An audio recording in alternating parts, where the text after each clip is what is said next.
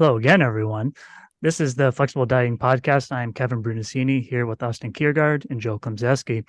And today's topic is going to be on, I'm going back with quotation marks, net carbs. And it is rather common in pop culture when it comes to this topic. So I feel it's important to have to break it down. What does it mean? What's the implications? And is it really necessary to have to really be concerned about it certainly from a dieting perspective, but just in general from overall health and well-being. So I'll start with Austin. Just in general, what are net carbs? What is it, and how's it calculated? Oh boy, how do I put so when we're Sorry to talking put you on the about spot. what's that? Sorry to put you on the spot. We're on a podcast, of course I'm on the spot. I can ask you, but you can't ask me of that. Oh, That's how it okay. works. I want to just explain kind of the concept of net carbs again. I'm going to use a protein bar because it just seems to be one of the most common things. So you'll see, like on a protein bar, it might say 27 grams of carbs, 6 grams of sugar alcohol, 19 grams of fiber, and only like 5 net carbs, So nutrition fact labels can get away with saying that because they can say, well, we don't have to count fiber, right? Fiber just doesn't count because we don't do anything with fiber, right? We just crap it out. So the problem with that is it's still calories. We still break it down, and there's certain types of fiber that our intestines actually do, because of the bacteria in there, do ferment it and do break it down into a fatty acid. So this whole concept of just net carbs, we can just say there's only 5 carbs on here, even though the total carb amount says 25, is very misleading. And I feel like it kind of stumps people because I get asked about this pretty frequently. So I don't know about you guys, but I always encourage my clients to just still track what they're consuming because there's still calories. Like fiber still has calories in it. Carbs still have calories. We're talking about 4 calories per gram. So this whole idea of like we just don't need to count fiber it's just not true.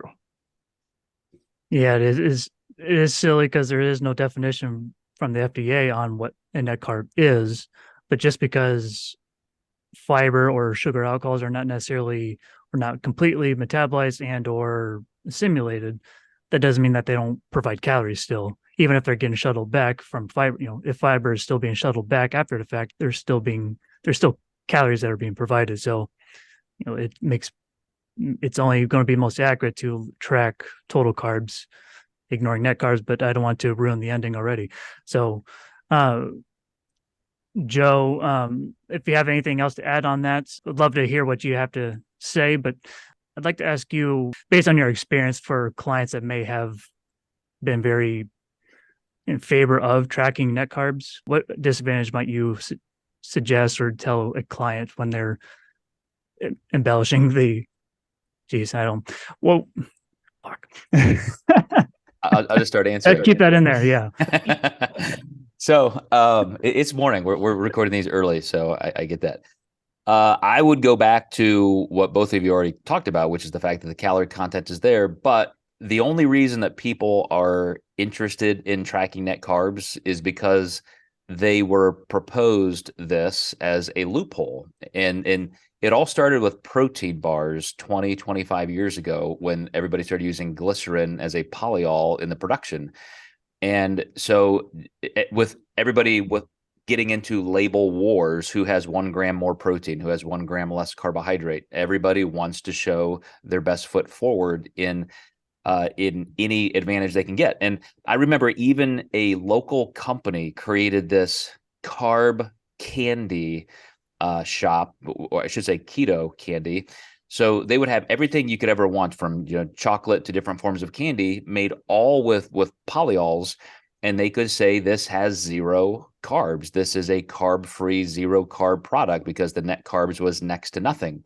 And of course, all of these diabetics and everybody consuming this, they may not get a rise in insulin, but they're certainly not losing weight. And this company even invited me in. They wanted me to endorse them and be a spokesperson and a paid consultant or something. And I toured their little factory here, and I'm like, No, like, no, I'm not going to do that because you're lying and it's not good for people. You're going to create digestive problems, which it does. And they went out of business very, very quickly.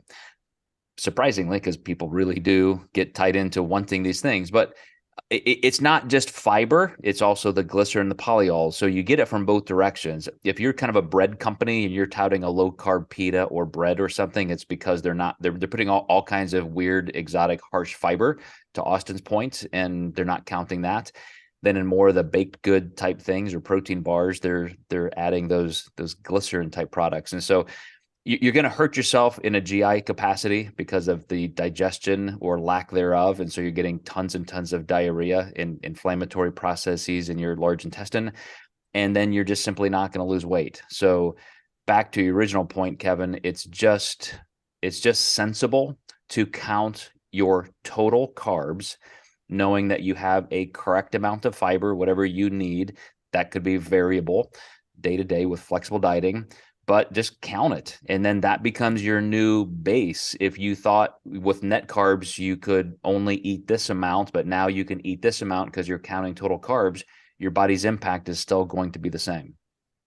I didn't realize it started with protein bars. Makes sense now that I don't eat hardly protein bars any longer, just because of the GI issues, usually because of the high sugar alcohols that are present in it. But you're a little young. You might have missed that entry.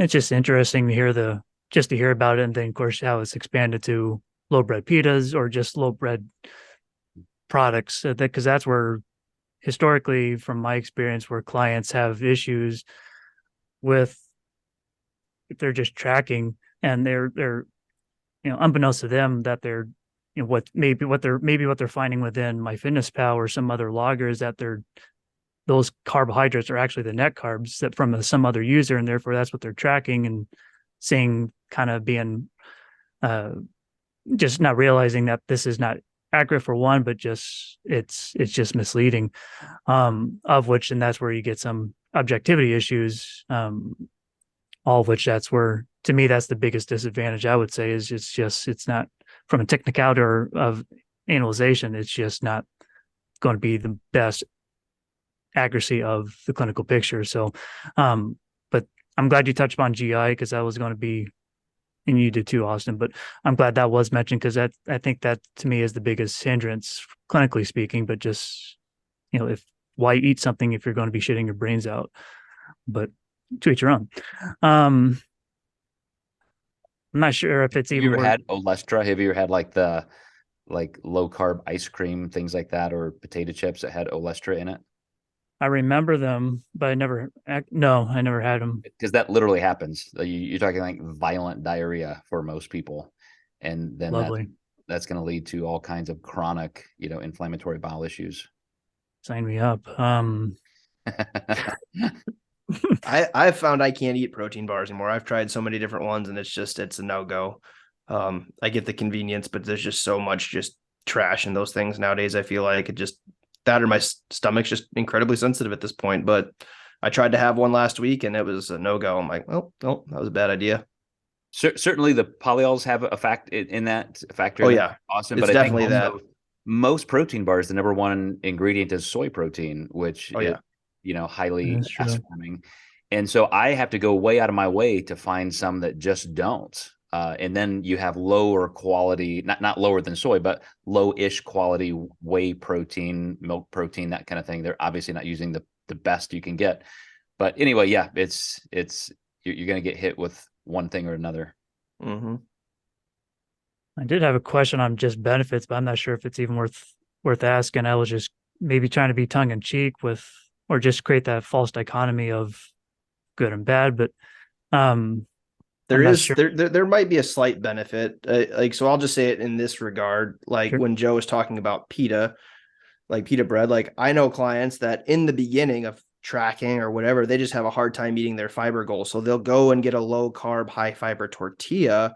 And for a little while that works. But I think over time they realize that there's still better options in trying to get sources from more of their like fruits and vegetables and actual like 100% whole grains.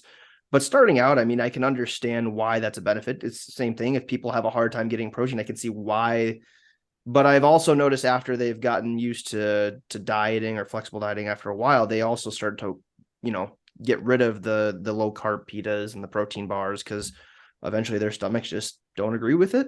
And they also have learned to find better options out there, better quality options. So I guess there is maybe a little bit of a benefit for people just starting out, but that's the only thing I can think of, unless Joe's got something to add to it. Well, I would just create a little warning label for that, which is just like a third of human beings have complete lactose intolerance, and a third have partial, and a third have no problem. They create all the lactase enzyme that they need.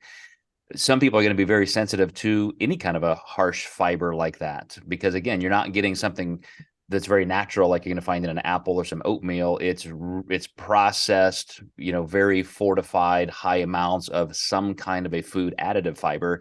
Some people may not have a problem with that at all. Some people, it's going to be torture. Yep. I would agree. Good talk, guys. I think we'll wrap it on that. So, net carbs, in closing, I would say it's a little bit hyperbole. It is certainly is a claim, and thus there's not, take a claim for a grain of truth. It doesn't necessarily have any nutritional value. If it's a product you like and you feel good in terms of GI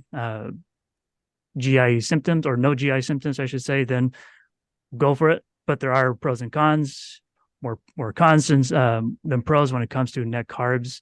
But ultimately, if you're going to be consuming these products, the best bet for being objective and most accurate is going to be tracking total carb intake versus doing the equation of carbs minus the amount of fiber, or fiber minus sugar alcohols, and then you get a net carb.